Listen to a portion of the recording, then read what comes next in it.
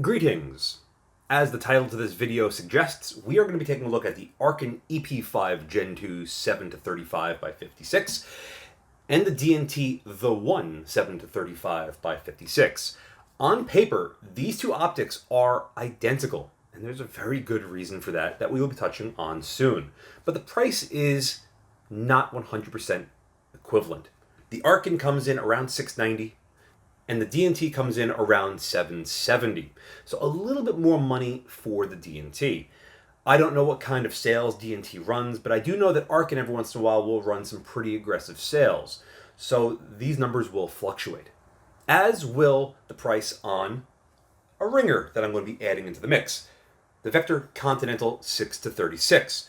Because I got all three of these scopes at the exact same time, so why not?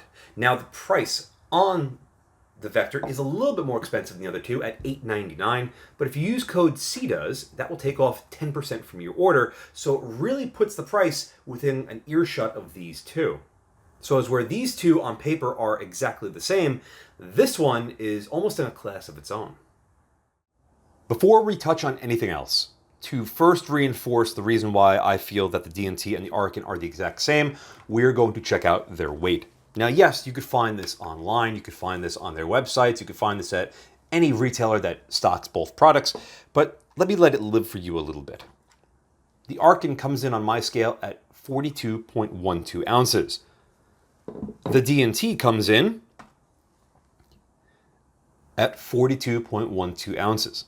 They are the exact same weight. Now, if that's a lot of weight for you, and for most people I would probably say it is, the Vector defies belief, coming in at 30.76 ounces, nearly half the weight difference of the other two. That's a significant weight savings. Now we'll talk about the Vector a little bit more in just a sec, but let's put these two side by side and really showcase just how similar they are. There are a couple of key differences. Most notably, the finish on the Arken is a little bit more shiny than what we see with the DNT. But all of the controls are virtually the same with the exception of a couple of touch points and the font from, the turrets and the body markings. One difference with the two is the Arken has the windage 0 at the 9 o'clock position, whereas on the DNT, it's up at like the 10-10-30 position. My personal preference is not this, because if you're behind the optic and you look up, yes, you could see it, but are you at 2.7 or 2.8? It's a little hard to read. Whereas with the Arken, or many other optics out there, other than some loopholed products, if you were to come off to the side of it and make a quick adjustment, you know exactly where you are. The next biggest thing that's going to be a little bit different are going to be some of the touch points. You could see that on the DNT, they opted to round off the edges on a lot of things, and I don't particularly like it, specifically on the illumination control. I don't like how the Arken has a giant cap that's larger than the illumination control, so when you come over here and you constantly make an adjustment, you could accidentally loosen up your battery compartment. This is a pet peeve of mine that a lot of manufacturers still do today. DNT was at least smart enough to recess that and to put a coin slot so you could really lock up on this. But what they failed to do was extend these scallop cuts all the way so you have a better purchase point.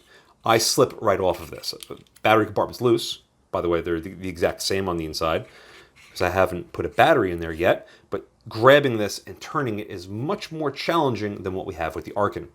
Parallax knobs are exactly the same, 270 degrees from minimum to maximum. They both have the same minimum of 25. Turrets are exactly the same as well, with the exact same style zero stop in the exact same position. Pulling off the turrets on both of these yields the exact same internals, so no surprise there. As far as how they sound and feel, I gotta give the edge to the DNT. It's got a little bit more bite, but by a very marginal amount.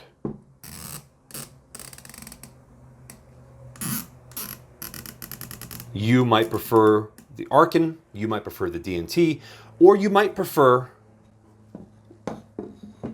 what we have with the Vector, because the Vector is the only one of these three that have lockable turrets, which is a nice feature, and a zero stop, which is integrated, and a rotational indicator that pops up off the top, so you have no doubt in your mind if you're at 0 or 10, especially if you're running a really aggressively canted mount, you don't know exactly where that's going to be.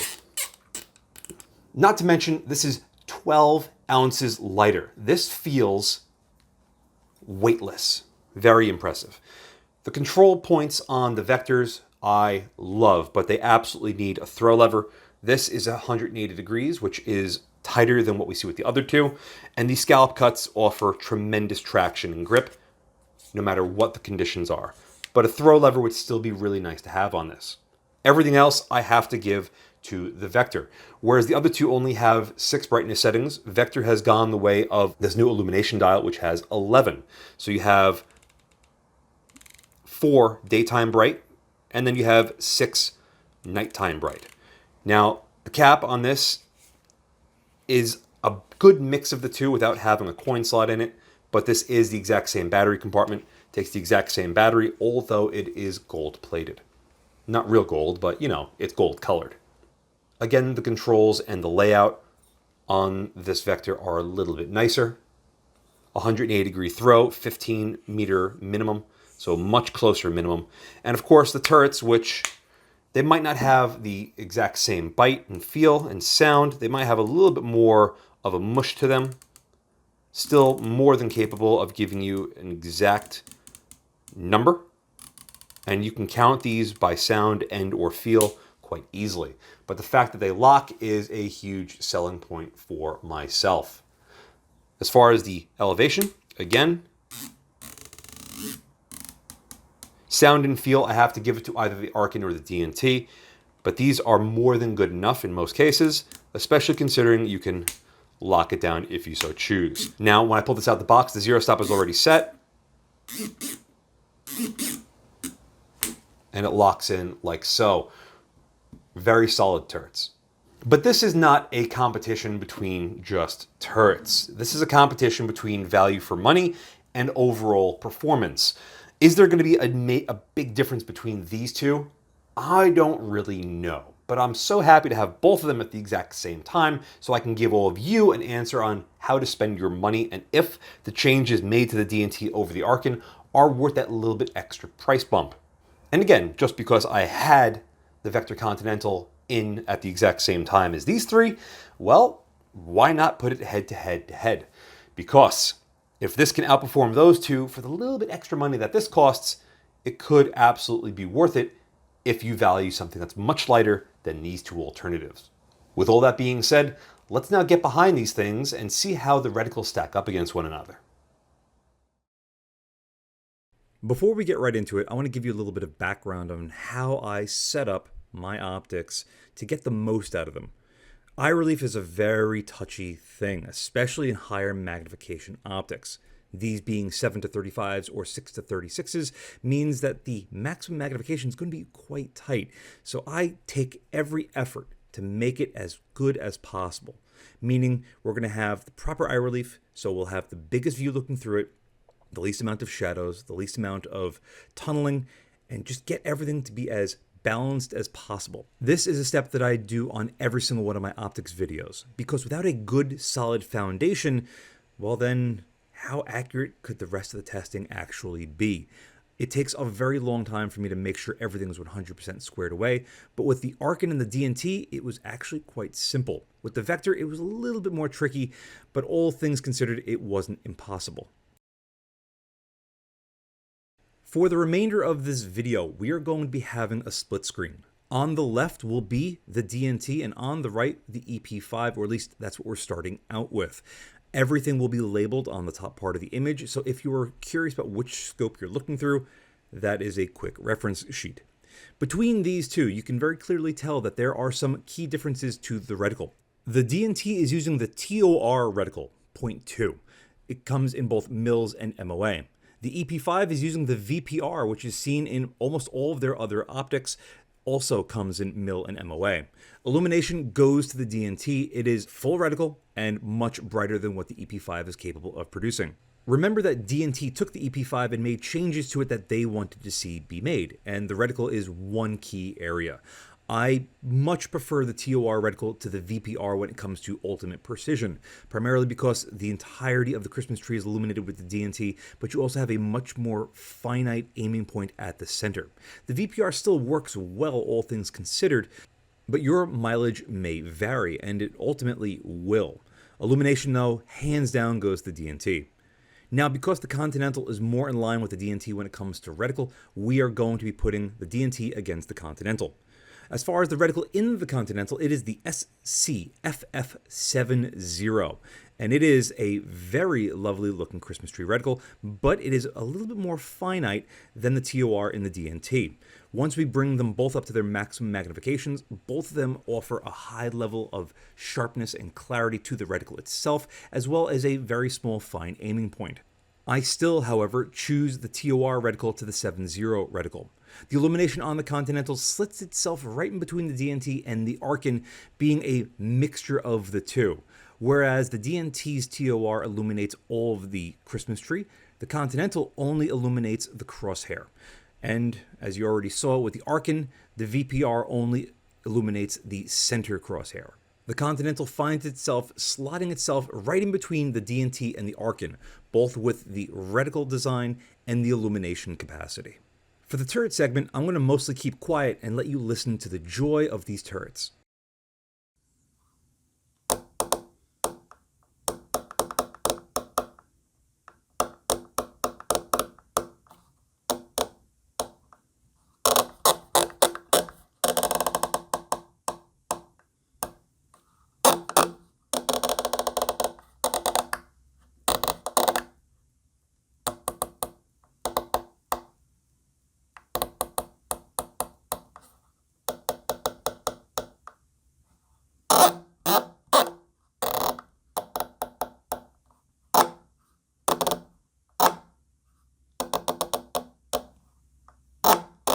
The D&D turrets are slightly different than the Arken turrets. Keep a real close ear out for the difference.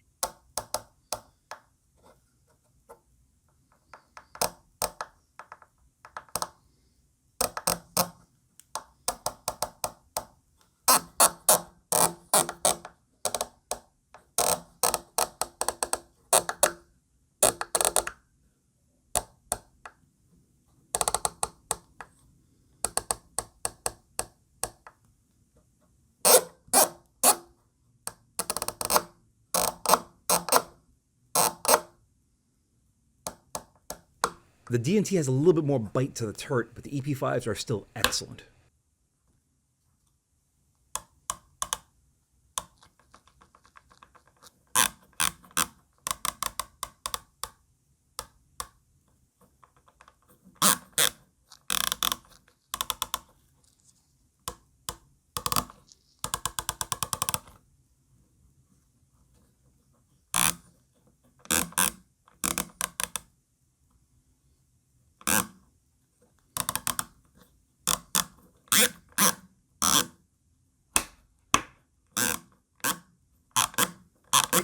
There is a little bit of mush to the Continental turrets, but they're still quite good. What's the point of having a precision rifle scope if it doesn't track, or the reticle doesn't line up properly as far as scaling goes? Both the DNT on the left and the EP5 on the right have reticles that line up to my tracking target perfectly.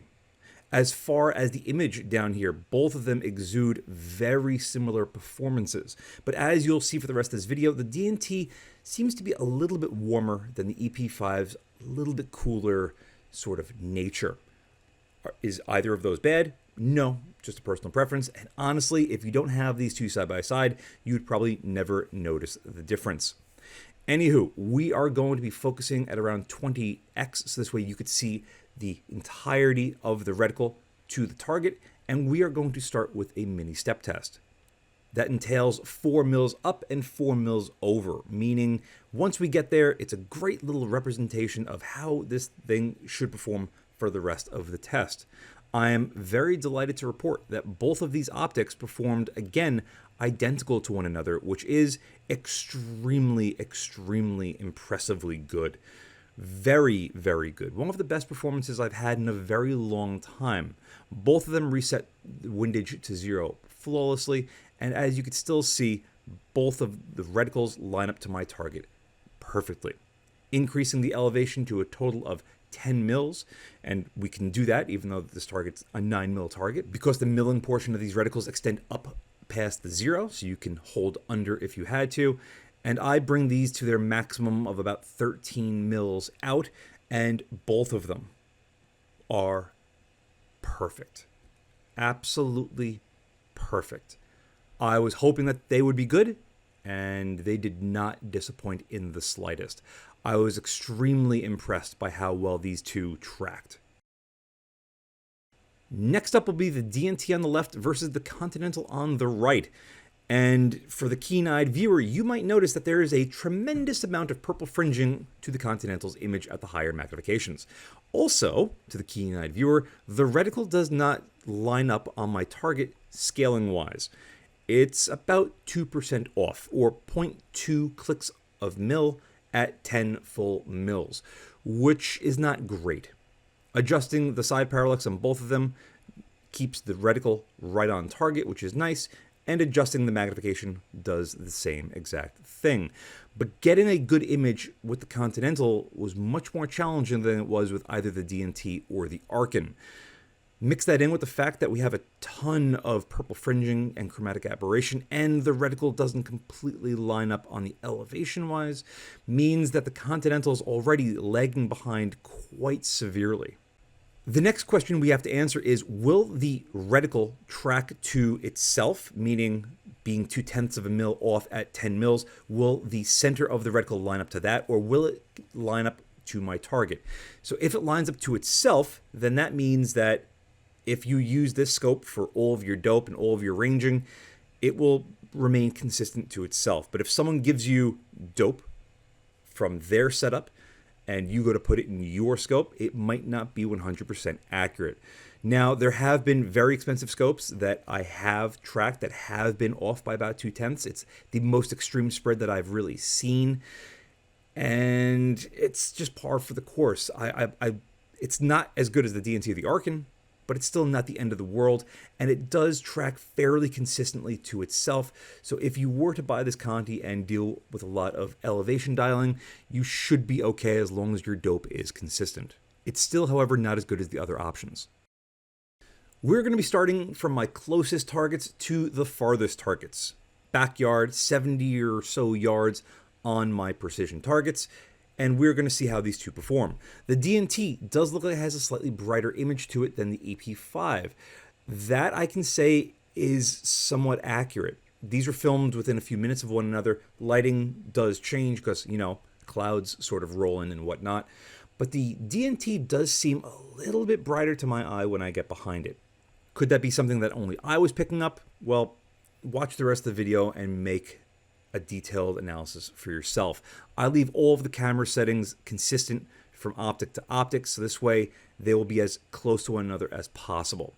As far as the reticles out here in this very thick canopy covered area, both of the illuminations are more than capable of creating good contrast against whether it be dead brush or green, bright, healthy trees.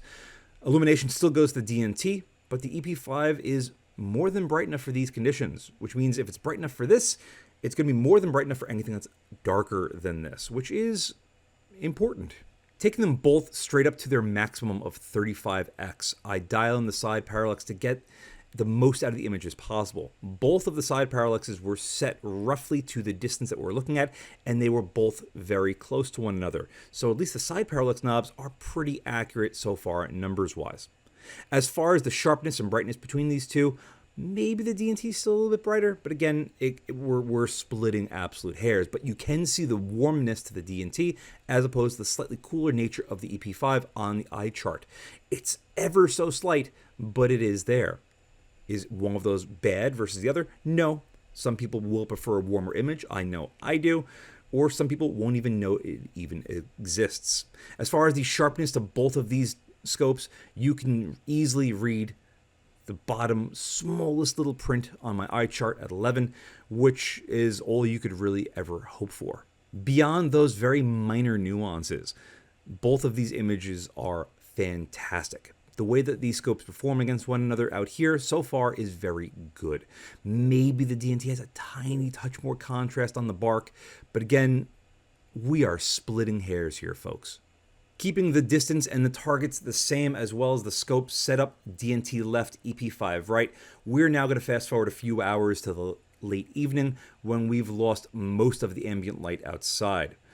Both of these scopes, looking through them, again, now you can really start to see the difference between the DNT and the EP5 when it comes to that slight brightness to the DNT. Looking through the camera, downrange, both of them look identical, but putting the camera back behind these optics, you can see the DNT has a little bit more brightness in the shadows and a touch more contrast on the bark. The EP5 is still a tremendously good looking image. Again, if these two weren't side by side, I don't know if you'd really be able to tell the differences between the two. It could also be the sample size. I only have one of each of these optics. DNT sent this The One in for me, and the EP5 was sent in by a paid viewer and friend. So if I was to have 10 of each of these scopes, would they have enough variation between them to make a definitive answer? Probably not. And that's the thing that we all have to keep in mind. There's way too many variables out there for us to have a true 100% founded answer for anything. Both of these optics perform, though, very, very close to one another, to the point where if there are minor variances, it probably doesn't mean a whole lot. The brightness through both of these optics, though, at their max magnification is tremendously impressive. Despite the fact it's a 7:35, it lets a lot of light in. Now, the Eyebox is going to be a little bit tighter, yes, and the exit pupil is going to be a little bit smaller. So as it gets really dark out, your iris in your eye will dilate and give you some really weird shadows. The odds of you using these scopes in lower light environments at their maximum magnification is going to be a little bit more challenging. But if everything is set up perfectly, both of them perform very well when it comes to the overall amount of light that they let in. Another nice thing that they both have going for them is their image stability is quite high, meaning that the reticle and the target downrange remain very sharp to one another if you aren't perfectly centered behind both of the optics. Taking a quick look at the DNT versus the Continental, you can see that the 1x difference between these two is definitely there. The Continental has a larger field of view, and they claim, while we're on the subject, 21.6 feet at 100 yards for the Continental versus 16.6 for both the DNT and the Arken. So at about 71 yards, you're talking about a difference of about 4 feet, give or take. For many of you, that won't make a lick of difference at all. For some of you, it might be the deal breaker. However, field of view is not everything, and I would even say magnification is not everything. In fact, I think magnification is more of a crutch in most cases than it is a benefit. The illumination on both of them are excellent. The Continental is just slightly dimmer than the DNT. Some people will like and prefer the cleaner, larger crosshair of the Continental as opposed to the entire Christmas tree of the DNT. Again, all three of these have their unique features about them. Optically, however, when we bring them both up to their maximum, you can very clearly see that the Continental is struggling. Even in a fairly bright environment at a fairly close distance, it just doesn't have the sharpness or the clarity or the color representation of either the DNT or the Arken. It's still capable of producing a decent enough image, but comparing it side by side like this, there's almost nothing we could really say as far as the Continental being better than the DNT. The black levels are better on the DNT. The sharpness, the colors, the clarity is better on the DNT, and thus ultimately the Arken as well. The Continental really struggles above 25x with chromatic aberration. And unfortunately, it also suffers in the Eyebox department. And it also suffers in overall light transmission problems. I'm going to skip straight ahead into the lower light environment so this way you could see it for yourself. Just like we saw earlier with the DNT versus the Arken, we're going to take the camera and look specifically at the target, so you can see that there isn't a whole lot of brightness differences between all of these scopes when I filmed. But looking through the optic will then depict whether or not the glass is capable of representing the targets downrange with any sort of accuracy. The DNT and Arken, we already know, perform very well in this task. The Continental, as you can very clearly tell, is again lagging behind. There isn't as much chromatic aberration or purple fringing because it usually comes in the much brighter areas and higher contrast areas, but there's still some there. The brightness actually seems pretty good to the Continental, but again, it doesn't have the same contrast or sharpness as either of the other two. Ultimately, it falls here pretty aggressively. Another area where it falls a little short is going to be in the image stability department. Shifting side to side really hits a wall quite quickly. The reticle loses a lot of its sharpness and clarity, as does the target set downrange. Another poor performance.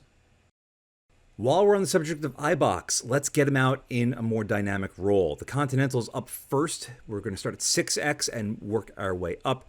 Illumination on full, very bright sunny day, very aggressive contrast. The 6x is pretty decent. Bumping it up to 20x, and we already have a much smaller view looking through this thing. Bumping it again up to 30x, and we're having a hard time getting the ability to actually look through this thing. Plus, look at the glare coming off of the front lens from the outside ambient light reflecting off of everything. It gives this opaque look to it, and it makes getting behind this thing near on impossible. It's really, really rough. Next up is going to be the Arken. Again, illumination is going to be on full, and we're going to start off at the minimum magnification. A little bit of cloud coverage did come in, but don't worry, that's going to roll out quite soon. Dynamically, the EP5 is excellent at 7x, and the illumination is pretty solid. At 20x, it is much better to get behind than the Continental, and we still have a very generous Eyebox, all things considered. But who's going to be running this at their minimum? No, at their maximum, baby. 30x, it's actually a very good performance. It seems easy enough to stay behind this thing and even have a conversation as long as you have a decent cheek weld. And the same can be said for 35x. I was expecting these to be much tighter than they actually are, and to the naked eye, it's much better than how they perform on camera. Now, I would say that the DNT performs the exact same as the Arken, but the DNT has something up its sleeve in the form of much better setup illumination. The illumination on the DNT, being much brighter and much larger, has this party trick where it's visible all the way to the very far extremes of looking through the scope. So you can use it as a roadmap to help bring your eye back to the center if you're in a really weird position. As a result of that, the DNT is a little bit easier to get behind. However, when you are not perfectly centered behind the DNT with the illumination being on bright, the brightest setting, at higher magnifications, the DNT does get a little bit harder to look through, again, because the illumination at this point is now starting to smear a little bit. Simple solution, dial down your illumination brightness, and that should go away. I haven't really talked that much about the price on these scopes. The Arken comes in around $700, the DNT $770, and the Continental around $900. Now, a lot of these manufacturers run sales pretty aggressively. Arken is known for it. DNT is giving me a discount code, C_does for 10% off. It's the exact same as Vector, C_does for 10% off. And DNT offers LEO first responder military discounts. Do they stack? I'm not too sure, but if they do, then that's going to make the DNT a much more compelling argument over the EP5. Yes, the DNT by itself is a little bit more expensive, but you get that nice little cattail, you get a couple of modifications to the overall scope layout, and you get the different reticle. Is it going to be the better fit for you? Only you will know that answer. At 100 yards, both of these have the exact same image. But again, you can see on the wood at the top part of that backer that the DNT has a slightly warmer image than the EP5. Again, could be the serving size, it could be an absolute fluke, or maybe that's how DNT wanted the optic to look. Nevertheless, they both have tremendously good looking images here at 100 yards at 35x.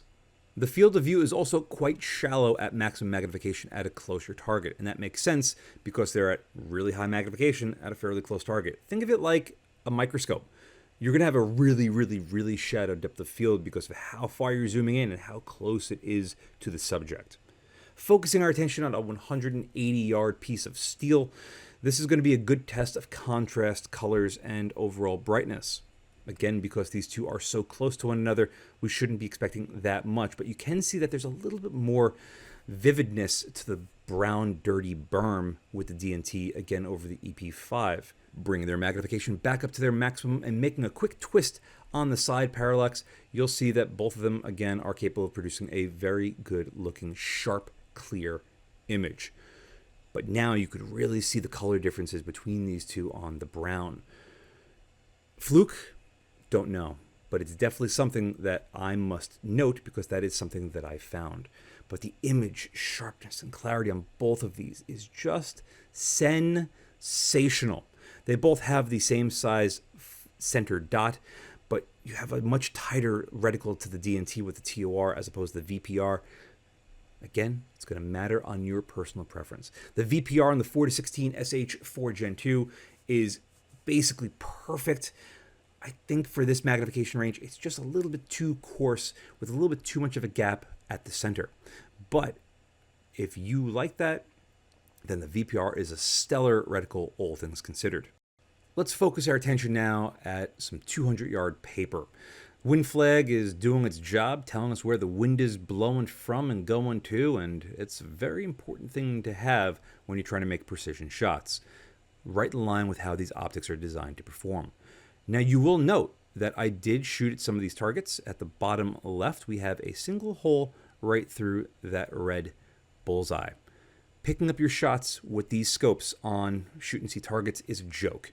200 yards or even soon to be 300 yards. Chromatic aberration on both of them is basically non-existent. Typically, we'll have a very poor performance on those big giant white backers against the green grass and the brown dirt behind it, especially in brighter environments. And when I filmed with both of these scopes, as well as the Continental, it was extremely bright and sunny with very few clouds. So we had very consistent lighting from one scope to the next. This is a tremendously beautiful looking performance, ladies and gentlemen. If I haven't said that enough, I'm still not done complimenting both of these optics and their overall performance. Let's push it back down to 300 yards and see how they perform in lower light environments. Just like in my backyard, we have some pretty far targets under a very dark, heavy canopy. And the brighter it is outside, the harder it's going to be to actually pick up and look at these targets.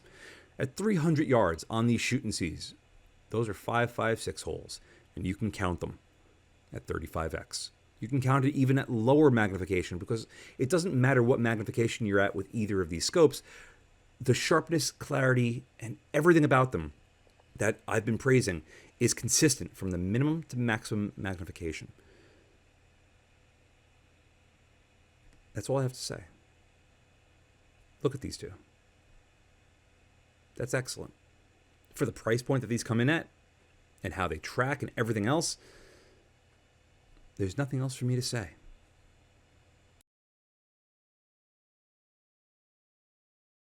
I'm going to make this comparison brief. The EP5 will be on the left as opposed to the DNT, and the Continental on the right. The DNT has slightly higher contrast to the EP5 in most cases, as you saw earlier, and it looks like the EP5 is slightly better than the Continental. Colors-wise, they're both pretty close, but I think the EP5 image pops a little bit more.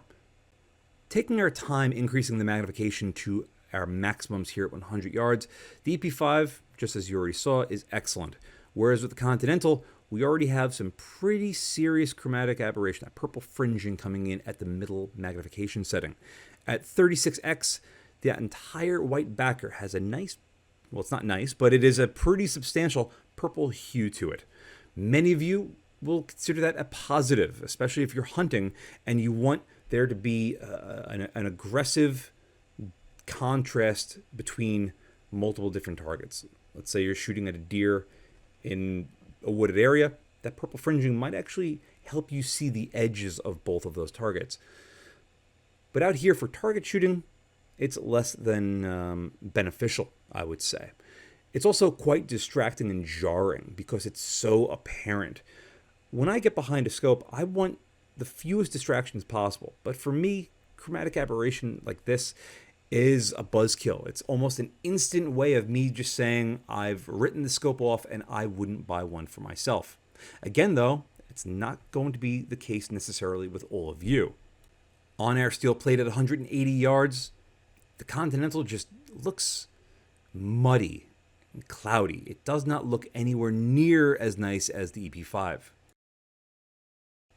And at 200 yards on our paper, yes, we can still spot that shot in the bottom left corner of the target, but there's a lot more purple fringing, and again, just the sharpness is starting to get lost here. Just to add more insult to injury, at 300 yards, we see the exact same level of degradation to the image. The Continental is still usable. If we were looking at that by itself, I would say it's acceptable, but it's nowhere near as nice as the other two. This is a brand new scope to market though, so maybe Vector hasn't worked out all the kinks of it, but regardless, with my experience with previous Continentals from Vector, I've been very, very pleased to the point of praising them. This, I was expecting a little bit more out of, I must be honest. Our final comparison and segment of this entire video series is going to be our extended long-range portion. We're going to first start by sweeping these reticles off to the side to see if they are visible to the naked eye in conditions like this. Very thick, heavy bush. Does it really matter? For most people, probably not, especially considering that these optics are going to be primarily used for more long-range precision shooting. But nevertheless, it's nice to see how well the reticles and the scopes themselves react in a plethora of different environments. We're going to focus our attention on our first solar panel at around 360 or so yards. It was a very hot and very hazy, muggy day when I did all this filming, so we are going to be putting these scopes through their paces in less than stellar conditions, which for me is actually a good thing. Increasing the magnification slowly on both the DNT and the EP5 yields that we have a very good looking image. Again, there is very little to no chromatic aberration to speak of when it comes to looking at both of these.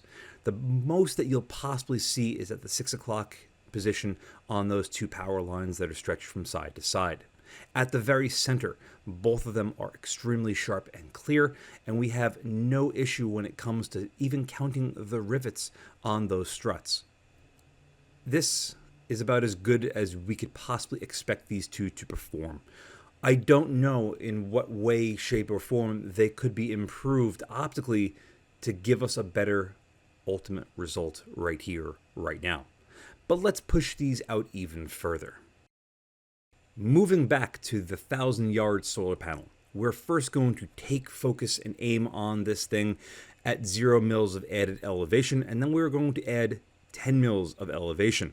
Because if you were to shoot a 308 with a roughly 100 yard zero at 1,000 yards, you're going to come up about 10 mils. So it's a very realistic expectation to make these adjustments on these optics at these distances. So why not put it to the test? At 1,000 yards, both of them again showcase a very good, solid image. But let's now add 10 mils of elevation and reacquire our 0 to see if there's any loss of sharpness, clarity, or colors to the image. We're going to first get there with the DNT and then closely followed by the EP5. Now with the EP5, we do have some pretty significant shadows that are creeping up toward the top part of this image. The DNT doesn't seem as bad, but we're talking about a 32nd or so of an inch of a shift to fix any of these imperfections. So even though I set this up as good as I could, there's always a little bit more room for improvement. A quick adjustment of the elevation of the camera behind the scope takes all of those imperfections away, and we are left again with a good enough looking image, but it does seem a little bit softer. However, a very minor adjustment to the side parallax knob, and most of those imperfections get washed away. We are left with a very solid looking image at 10 plus mils of elevation at 1,000 yards. Again, you can see the EP5's slightly cooler nature to the overall body of the image, whereas the DNT is still that little bit warmer. These power towers are at roughly 2,000 yards. Again, it was mid-90s with about 80% humidity.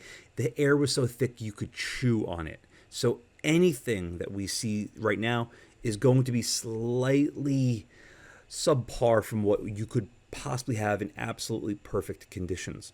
Both of these focus to make this very close bush very sharp and clear, and you could see how much distortion is in the air from the heat mirage. It's less than stellar conditions as far as maximum performance, but to see that both of these are capable of having an image as good as they do in these conditions just makes them that much more impressive. Image stability at 35x on both of them is flawless. Both the reticle and the target are sharp to one another. Yes, the exit pupil is small and thus the eye box will be a little bit tight, but ultimately, with a good cheek weld in a halfway decent position, you should not have to worry about that. I had these scopes for a while, and playing around with them as often as I could, I never really felt like either of these scopes could really use much improvement in any one area. I think it's a couple of minor things when it comes to some of the touch points. I've already touched on that in the physical overview section, but optically, performance-wise, tracking-wise, they're so good. Really, really impressively so. When we compare the DNT to the Continental right now, I'm going to skim through this.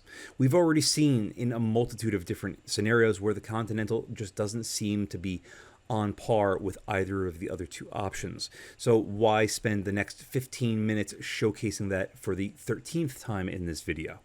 So let me just give you the highlights reel.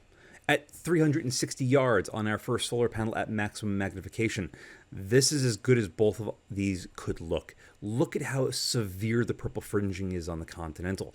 The entire image looks like it has a purple filter over the front. It is very jarring and nowhere near as sharp as either of the other two scopes. Unfortunately for the Continental, the more distance we add, the worse it performs. Focusing now on our 1,000-yard solar panel, at mid-range magnification, the Continental still doesn't look as good as the DNT, even though it is pretty substantially lower on the magnification spectrum. But bringing them both up to their maximum, again, you'll see just how far behind the Continental falls. We've already seen how well the DNT and the Arken handle 10 mils of elevation at 1,000 yards, and with how the Continental's been performing, I wasn't expecting miracles. Maybe it would have stayed about the same, but unfortunately, we lose even more sharpness, brightness, and clarity to the image. As far as moving out to 2,000 yards and showcasing the image stability of both of these scopes, again, I'm just going to give you the quick rundown. The Continental, again, just does not perform where it needs to be to keep up with the other two. And on that note, ladies and gentlemen, it's time for me to conclude this video, and I think I'm going to do that on my tabletop. So I've had these scopes for the better part of a month, and I've used them quite a lot. I'm going to start with the one that I like the least, and that should be no surprise to any of you if you've watched or listened to this video. It's going to be the Continental. Vector did send this in to me. It is a production model. I don't believe it's a pre-production mule. They are available on their website, but for the price, I was expecting more. The 2-12, the 1-6, and the 1-8s have been nothing short of excellent. But I think the glass is just pushed a little bit too far, because the more magnification you have in something, the more you're going to see the imperfections that it has. In 2-12 form, this same glass is perfect. I really couldn't say anything negative about the 2-12 because in every way, shape, or form, at least optically, it's flawless. I can't vouch for their 3-18s, their 4-24s, or their 5-30. My cat is making an appearance. But the 6-36, this is a bridge too far. I'm going to talk to Vector about this, see if maybe there's something wrong with this scope. But for right now, this was fresh out of the box, direct from them. I was hoping for more. These two, however, have been nothing short of sensational. What else is there to say? There is a slight price difference between the two, but you get a couple of nice features with the DNT. Is that enough to really sway you one way or the other? I'm not too sure, because I don't know what you're thinking. My personal preference between these two is the DNT. I like the little detail work. I like the little cattail. I like that the battery compartment is recessed as opposed to this giant thing over here. But I don't like how all the touch points on the DNT are a little bit more slippery than they are with the Arken. I also don't particularly care for the windage having the 0 up at the 10 o'clock or so position. Optically, I do think it's a little bit brighter. I do think that the colors are a little bit warmer, and for me, I prefer that. I also prefer the reticle in this as opposed to the reticle in this. The TOR seems much more in line to what the optic is going to be used for. Very precise shooting. The VPR is still more than adequate, I would say. I think for a lot of people, it would fit a lot of nice roles, but I like the extra little amount of precision at the center. I also like how the illumination is set up more with the TOR and the DNT, because it not only illuminates the center, not only the entire crosshair, but the entire Christmas tree. And if you are shooting in lower light environments, that's pretty important. For that reason alone, for the illumination in the reticle, I would go with the DNT.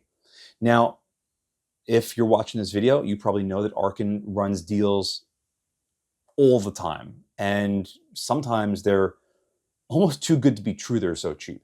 But with DNT, they at least gave me a discount code for all of you to enjoy, C_does for 10% off.